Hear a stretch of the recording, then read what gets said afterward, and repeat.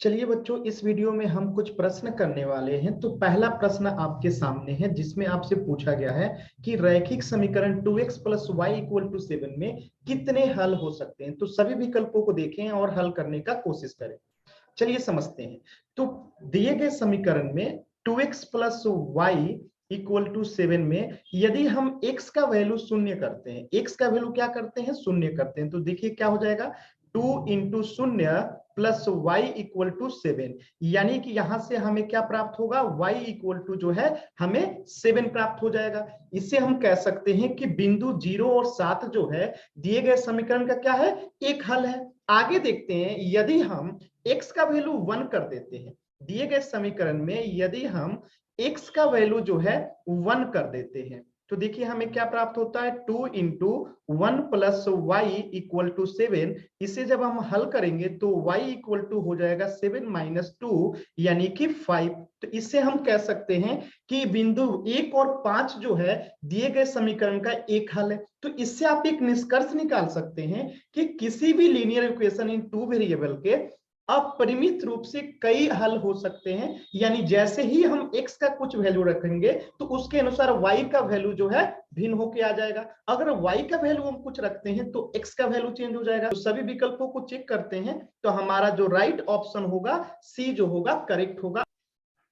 दूसरा प्रश्न अब आपके सामने जिसमें आपसे पूछा गया है कि समीकरण 2x plus 5y equal to 0 का कौन सा हल होगा। तो सभी विकल्पों को देखें और आंसर करने की कोशिश करें।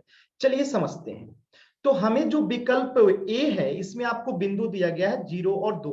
तो हमें ये चेक करना है कि क्या बिंदु 0 और 2 जो है इस इक्वेशन को सेटिस्फाई करता है या नहीं करता है। तो चलिए हम चेक करते हैं। 2x plus 5y equal to 0, यहाँ पे x का वैल्यू 0 और y का वैल्यू जो है हमें 2 रखना है। अब देखिए 2 इंटू 0 प्लस 5 इंटू 2 करने पे हमें क्या प्राप्त होता है। तो देखिए इधर हो जाएगा 2 into 0 equal to 0 plus 5 into 2 equal to 10। तो यहां से हम देख सकते हैं कि ये जो है क्या नहीं कर रहा है, सेटिस्फाई नहीं कर रहा है इस इक्वेशन को। आगे हम चेक करते हैं विकल्प बी को। तो विकल्प बी में जो वैल्यू दिया गया है बिंदु 0 और 0 दिया गया है। यानी दिए गए इक्वेशन में 2x प्लस 5 इक्वल टू 0 में अगर x का वैल्यू 0 और y का वैल्यू 0 रखते हैं तो हमें क्या प्राप्त होता है, 2 into 0 plus 5 into 0 equal to 0। तो यहां से आप देख सकते हैं कि 2 इंटू 0 हो जाएगा 0 और 5 इंटू 0 हो जाएगा 0 और इक्वल टू 0।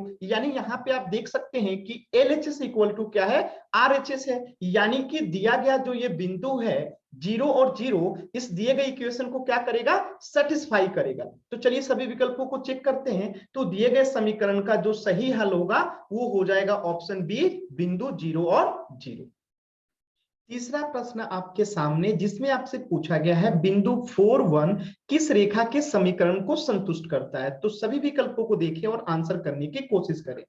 चलिए समझते हैं। तो पहले विकल्प में जो समीकरण दिया गया है x plus 2y equal to 5, हमें चेक करना है कि क्या बिंदु 4 और 1 जो है इस समीकरण को सेटिस्फाई करता है। तो यहां पे हम x इक्वल टू रख देंगे 4 और y इक्वल टू रख देंगे 1। तो यहां से आप क्या प्राप्त करेंगे, 4 प्लस 2 इंटू 1 इक्वल टू 5। यानी कि यहां पे आप देख सकते हैं कि 4 प्लस 2 इक्वल टू हो जाएगा 6 और यहां पे दे रखा है 5। यानी कि बिंदु 4 और 1 जो है विकल्प ए में दिए गए समीकरण को सेटिस्फाई नहीं करता है। तो इसी तरह हम दूसरे विकल्प को चेक करते हैं जहां पे हमें समीकरण दिया गया है x plus 2y equal to 6। तो यहां पर फिर से हम बिंदु 4 और 1 को रख के चेक करते हैं। तो x इक्वल टू 4 और y इक्वल टू 1 लेने पे हमें क्या प्राप्त होता है, 4 प्लस 2 इंटू 1 इक्वल टू 6। तो यहां पे आप देख सकते हैं कि ये कितना हो जाता है, 6 इक्वल टू 6। यानी कि आप कह सकते हैं कि बिंदु 4 1 जो है इस समीकरण को संतुष्ट करता है।